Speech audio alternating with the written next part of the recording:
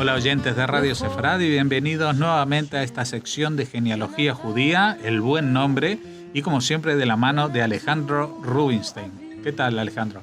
¿Qué tal, Jorge? Muy bien, pues en las entregas anteriores hemos hablado de algunos nombres muy particulares dentro del universo de los nombres judíos, los patriarcas y las matriarcas, pero hoy vamos a volver a hablar de temas un poco más generales, no de nombres específicos, sino de alguna manera de quién es el que tiene el derecho a poner el nombre a una persona, ¿no? Efectivamente, Jorge, pareciera ser algo demasiado sencillo, ¿no? Pensaríamos que es tan fácil como pensar que los padres tienen directamente este derecho, pero no es nada más el hecho de que por la ascendencia propia del menor sus padres sean quienes le den el nombre, sino que también hay ciertas particularidades que convienen comentar. Si les parece bien, vamos a hablar también desde el enfoque del texto bíblico para poder encontrar quién, cómo y en qué circunstancia fue poniéndole el nombre a su descendencia y así ver cómo en el pueblo de Israel, según las distintas costumbres, según las distintas comunidades, van asignándole el nombre al menor. Muy bien. Pues bien, en el caso de quién tiene derecho a ponerle el nombre a un niño, en primera instancia tendríamos que decir que simple y sencillamente el padre y la madre, pero es muy conocido el Midrash Rabbah Kohelet, en el capítulo 7, en el versículo 3, donde dice que una persona es llamada por 3 nombres. Uno es el que le da su padre y su madre, otro es el que recibe de Dios directamente y el tercero es el que genera por sus buenas acciones hasta los 120 años y es el nombre de la eternidad, el Shem Tov, el buen nombre que es la cabeza de nuestra columna. Uh-huh. Pues bien, también podemos pensar que si bien el nombre lo ponen solo los padres y lo hacen con una inspiración divina, el ejemplo lo tenemos directamente en el caso de Abraham y de Agar. Agar y Abraham ponen el nombre, según dice la literatura rabínica, precisamente de la inspiración que Hashem les hace llegar a ambos, y entonces establecen este nombre, el nombre de Ishmael, que es un nombre que sí es asignado por padre y madre, pero con la inspiración divina. Ahora bien, hay quien tiene la costumbre en el mundo jasídico de cederle los derechos de la nominación no al padre, no a la madre, sino también al Rebbe, esto es, al guía espiritual de esta familia en específico, y es él quien establece el nombre. Hay una historia bastante conocida entre los jasídicos de Komarna, esto es en Polonia, y ahí establece la historia que hubo el nacimiento de un niño al cual se le dio este derecho precisamente al Rebbe de ponerle el nombre. Y él decidió que el nombre iba a ser Alter, que ya lo hemos platicado, son los nombres apotropaicos y que vienen a darle un sentido de protección a la persona. Y la idea era de que este niño llegase hacia una edad bastante madura, y de ahí el nombre de Alter, que significa viejo en hebreo, en yiddish. Pues este nombre lo portó este chico hasta su bar mitzvah, fecha en la cual, bueno, pues empezaron a revisar si así tenía que ser él llamado o no a la lectura de la Torá, y entonces iban a preguntarle al rabino, pero el rabino para ese entonces ya había fallecido. Se buscó entre los escritos del rabino y se encontró que él había escrito un nombre distinto de su propio puño y letra, y en vez de utilizar ya nada más el nombre de Alter, se le adicionó, algo poco común en la historia del pueblo de Israel, se le adicionó el nombre para que así lo fuera empleando. Ahora bien, otro de los casos de nominación muy importante es el caso de Moisés, de Moshe Rabbeinu. Moisés recibe su nombre precisamente de la hija del faraón, de Batia. Y Batia es la que le decide poner el nombre de Moshe, que en el texto bíblico se establece que el significado en hebreo es Kiminamay Mishitiu, más que el significado, la raíz del nombre, y esto implica que fue extraído del agua, como fue el caso específico de Moshe, o lo podemos obtener también del idioma egipcio antiguo, a donde la voz Msa significa el niño. Pero más que allá del significado, en el caso de Moshe, podemos encontrar, como se establece en el Yalkut Shimoni, que tenía 6 nombres.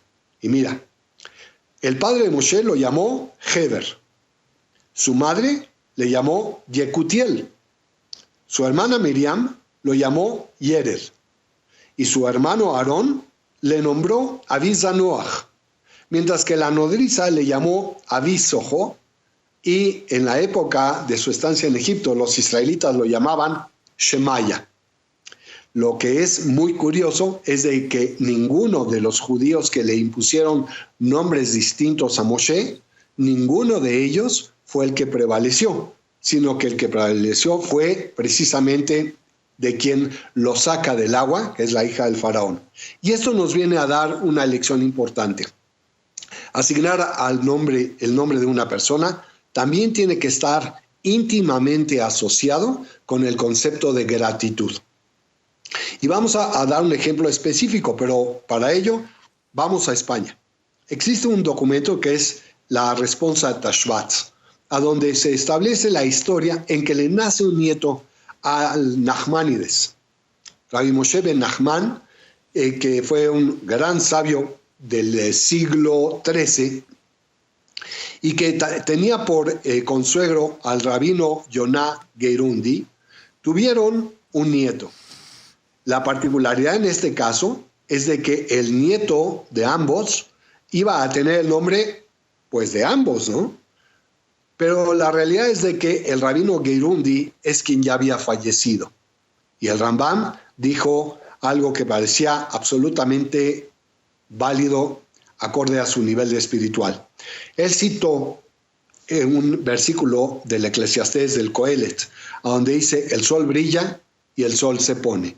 Esta frase viene a indicarnos que, bueno, en la medida en que la muerte del rabino Yonah representaba que el sol se pone, el nacimiento del niño venía a ser que el sol brillaba. Y por lo tanto, habría que ponerle el nombre del rabino Yonah. Sin embargo, no quedó del todo claro porque el chico recibió el nombre de Moshe. Esto es, recibió el nombre del abuelo Superstite. Esta costumbre que diferencia en el mundo sefaradí del mundo ashkenazí va más allá del tema de las comunidades, sino por encima de todo, lo que resulta ser muy, muy importante es tratar de conservar el linaje. Y me explico. El judaísmo se transmite por la línea materna.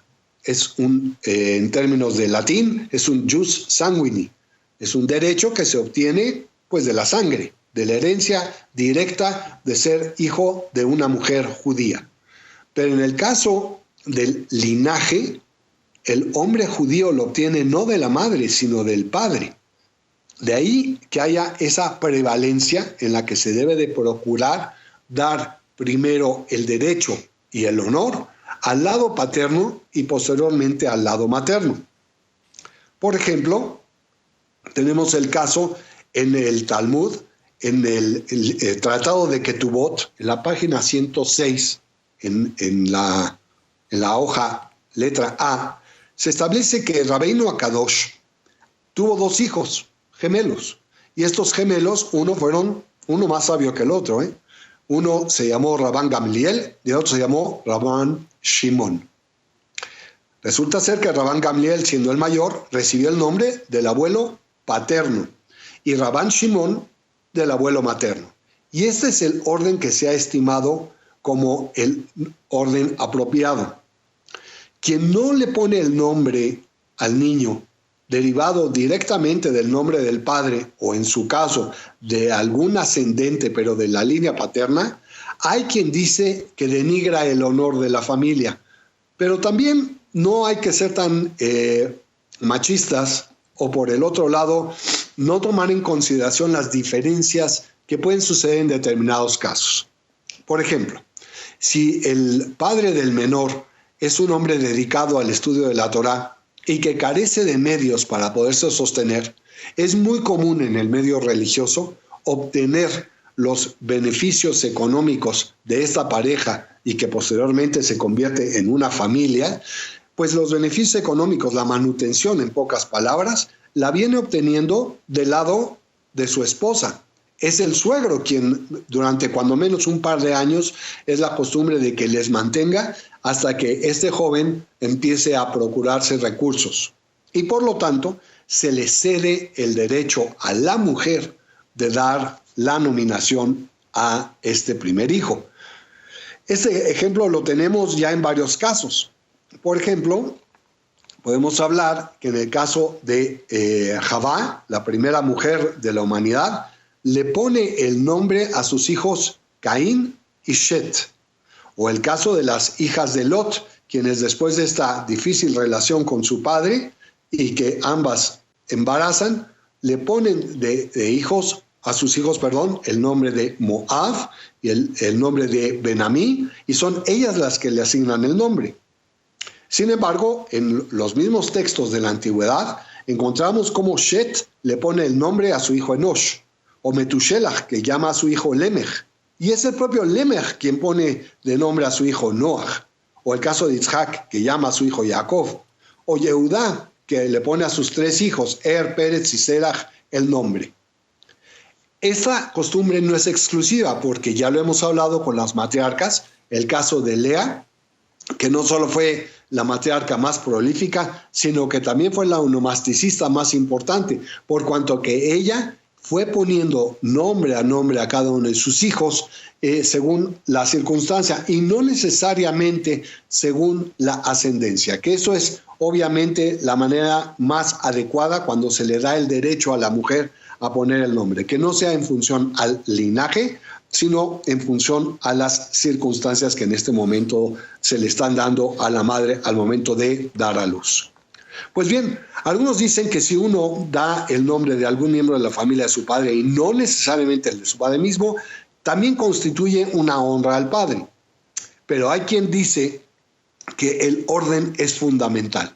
Esta semana leeremos en la lectura de la Biblia, leeremos que Aarón tuvo a 4 hijos y sus primeros 2, que en este caso vamos a conversar, son en el orden de aparición Nadab y Abiú.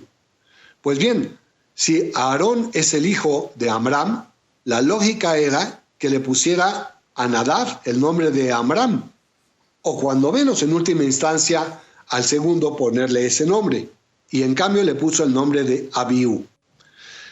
La literatura rabínica indica lo siguiente: Nadab era el nombre del suegro, mientras que Abiú, si lo traducimos del hebreo, significa este es de mi padre o este es mi padre. No se le asigna el nombre directamente del padre, esto es Amram, pero sí se hace una inferencia, una referencia al nombre del padre, al señalar al hijo como el hijo de mi padre. Y entonces, en este caso, Aarón cumplía quedando bien con el lado de la familia de la mujer, pero también con su propia familia. Sin embargo, aquí hay un problema. Nadab era el primogénito y Abiú era el segundo. ¿Por qué entonces le dio el primer nombre del lado de su esposa al primogénito? Pues hay quien dice que parte del destino de estos 2 jóvenes que no les fue nada bien y murieron a edad temprana se debió precisamente a que el padre privilegió este orden en vez de poner el nombre como correspondía. Esto es, Abiú primero y luego Nadab. En el caso de poner el nombre por el lado de la mujer, hay otra costumbre, y esta costumbre está basada más que nada en el acróstico que se genera con las palabras Asher Shem Aechad. Esto es, aquel que establece el nombre del primero. Y las primeras letras, las iniciales de cada uno de estos vocablos, nos vienen a dar el Aleph, la Shin y la Hei, que si las conjuntamos nos da el vocablo de Isha, esto es, la mujer. Y entonces le retornamos a la mujer el derecho a que ella le ponga el nombre a su descendencia. Es una deferencia que también debe ser considerada por cuanto a que si la mujer cambia de casa, cambia de apellido, deja de formar parte de su familia, cuando menos que pueda proveer parte de su herencia a través del nombre de los hijos. Pues bien, si a un niño le dan 2 nombres, por ejemplo, ¿cuál es el que se debe de privilegiar? El nombre del abuelo paterno y luego el nombre del abuelo paterno. Así es como se debe de acostumbrar. Sin embargo, hay algunas otras variantes que hay que tomar en consideración.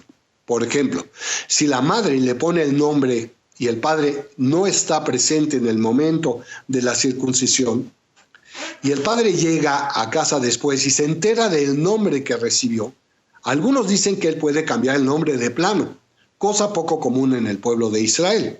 Otros, que esa es la versión más común, permiten que el padre haga alguna variante al nombre original o finalmente que le adicione un segundo nombre. ¿Qué ejemplo tenemos en cuanto a la variante, que finalmente es el estilo que prevalece en el pueblo de Israel? Pues ni más ni menos otra vez que con los patriarcas, porque Jacob y Rachel tuvieron a su último hijo y este fue Benjamín. Pero Benjamín originalmente el texto indica que se llamaba Ben-Oni, o sea, el hijo de mi pena. Y es el padre quien le indica que lo va a llamar Binyamin, el hijo de mi mano derecha. De tal manera que con ese pequeño cambio, Jacob muta el concepto de la pena y lo muta hacia la fuerza. Le da una fortaleza a este nombre y evidentemente Binyamin tiene una gran fortaleza de la cual derivó el reinado y también derivará una rama del mesianismo en el pueblo de Israel. Uh-huh. También existe otro concepto que no hay que olvidar, es también poco común, pero puede llegarse a dar el caso. El padre no está en el momento de la circuncisión, se le asigna el derecho a la madre a poder dar el nombre, pero al asignar esta fórmula, la mujer omite indicar o indica el nombre de otra persona al indicar que este niño se llama tal, Ben, o que es la fórmula natural, hijo de, y da el nombre de otra persona. Simple y sencillamente se puede entender que esto es un error y entonces el nombre asignado a este menor en el momento de la circuncisión no es reconocido.